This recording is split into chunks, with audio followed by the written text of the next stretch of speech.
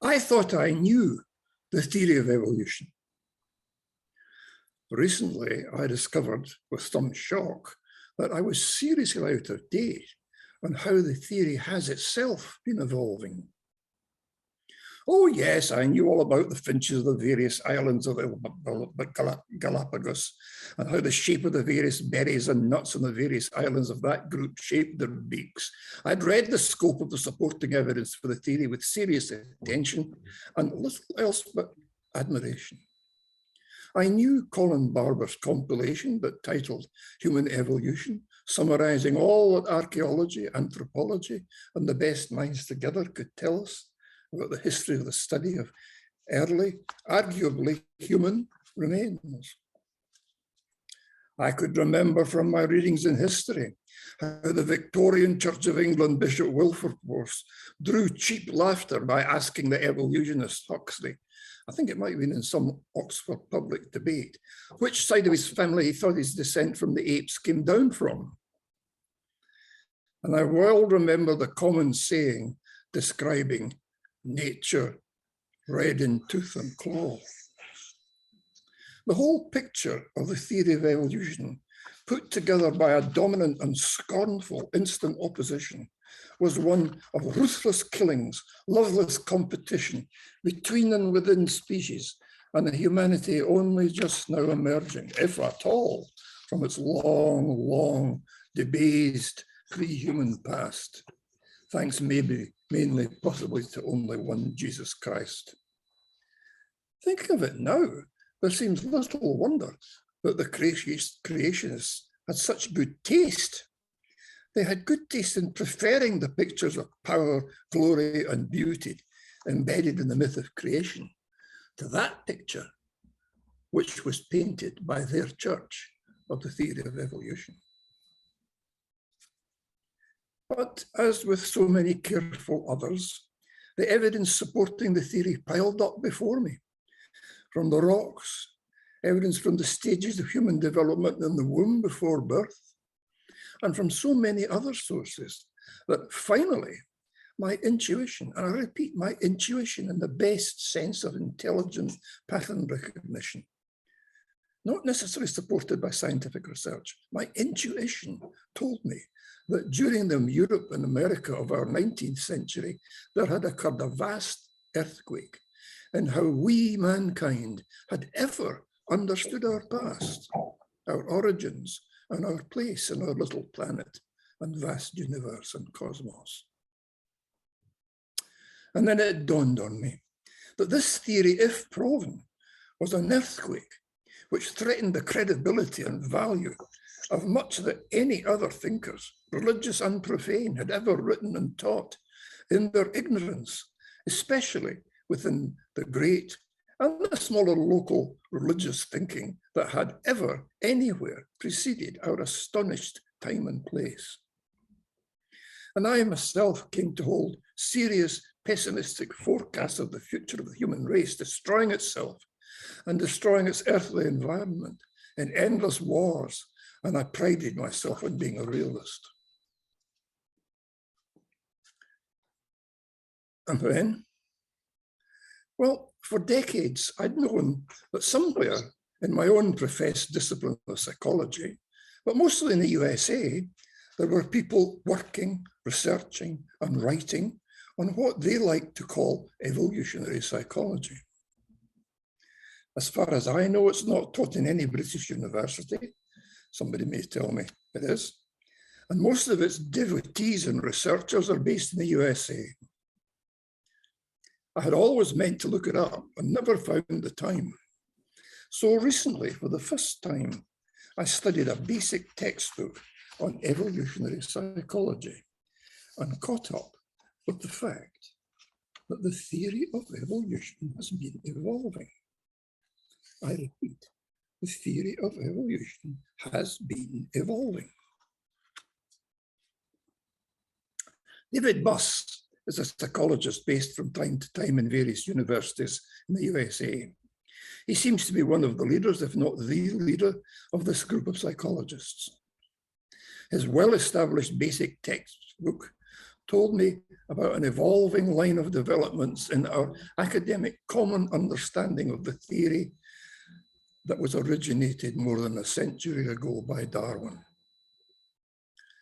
Developments which can transform the meaning and significance of the present day evolved version of our understanding of ourselves. The fact is, it seems to me, that the Christian religious establishment back in the 19th century immediately gave the theory of evolution as stinkingly bad a press as it could, and that it continuously does so. The theory of evolution has never quite overcome the established Christian press, even today, because it's continually distorted and misrepresented. Now, I'm going to take what I have to say slowly, because for me, as possibly for many of you, it may take some assimilation.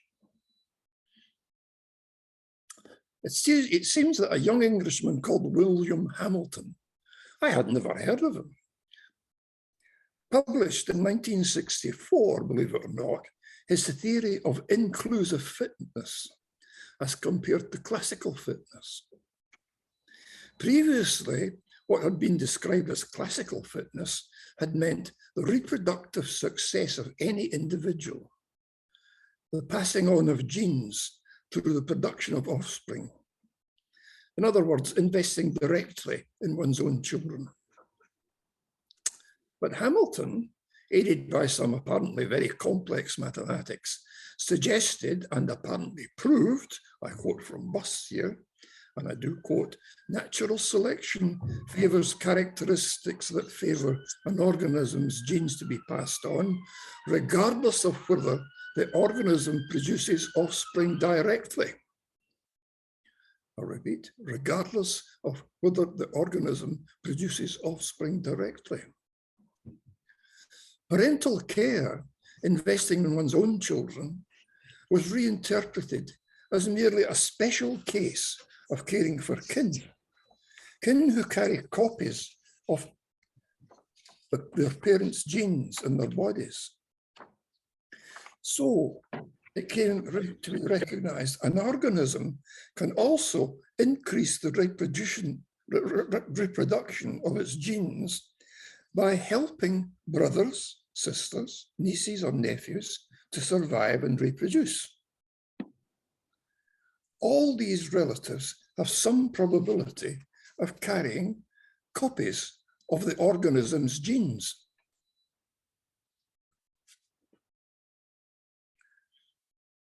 Of course, the closeness of the relative determines the level of influence on the genes of the related offspring.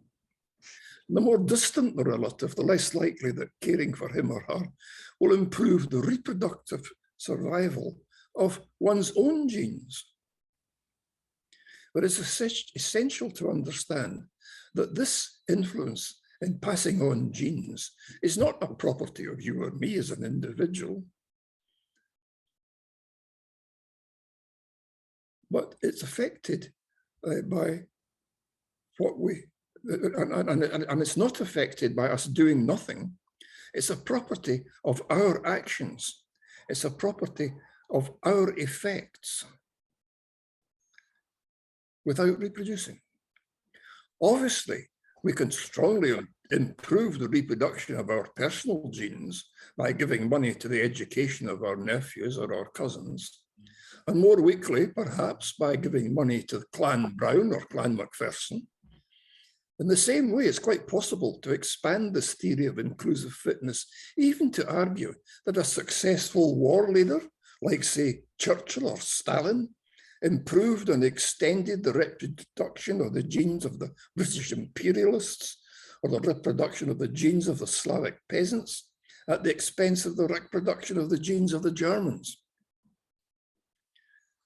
Apparently, this is why the theory of inclusive fitness is often said to, I quote, solve the problem of altruism.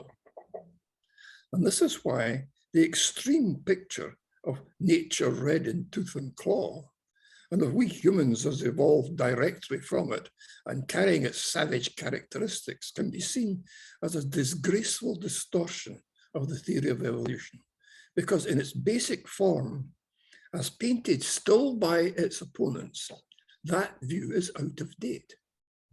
It has been replaced by inclusive fitness. But Hamilton's theory of inclusive fitness doesn't explain some other well-known human behavior either that could be labeled as altruistic. It doesn't explain a video of a man standing in the street watching an infant some 4 or 5 stories above the ground in the flats opposite him and running to the front of the building and scaling it up to where he could grab the dangling infant and hand it to his parents. And then explaining afterwards that he didn't know why he did it, even while he did it. It seems we humans have a blind instinct too for rescue. That's nothing to do with ethics or religion. Of course, besides the theory of inclusive fitness, there are other developments of Darwin's basic theory, and I'll just mention them. I won't bore you by trying to explain them. Here, Darwin originally saw evolution as a product of 2 processes: the process of natural selection, through which characteristics developed in the struggle for survival were reproduced in the offspring of those life forms which developed them. And also, he saw it as the process of sexual selection, selection of those life forms which have developed those new characteristics, and selection through which some of these developed and changing characteristics proved either more successful in competition with others of the same sex, like strength or speed, or more attractive to the opposite sex, like the plumes of the peacock. And so, because of sexual selection, they were more easily or commonly reproduced. Then in the late 1890s, early 1900s, the Austrian monk Mendel demonstrated that the mechanism of inheritance is through the transmission of particular genes, half of which come unchanged from one parent and half from another. And that clarified the truth that characteristics are submitted in bundles of particular single genes, or not at all. There were no degrees of strength or weakness in the transmission of genes. Passing on quickly, in the early 1970s, there have been developments of what's called reciprocal altruism among non-kin studies of preferences in sexual selection, preferences of each human sex, and developments of a theory of parent-offspring conflict, because in the parent-offspring relationship, each child shares only a half of the parent's genes with any one of their 2 parents. And finally, I suppose to crown it all, a biologist called Edmund Wilson attempted to synthesize together all recent theories and most important discoveries under the name of what he called sociobiology. A synthesis which attempted to subordinate much of current psychology, to subordinate cultural phenomena as studied by anthropologists to would-be evolutionary theory. A synthesis which predicted that most of religion, ethics, and aesthetics would ultimately be explained by the new studies in human evolution. But this was a stage too far, and it was rejected by leaders in many of the academic disciplines threatened with such a takeover. But the theory of evolution is still evolving, and we lose our understanding of life if we fail to keep up with it.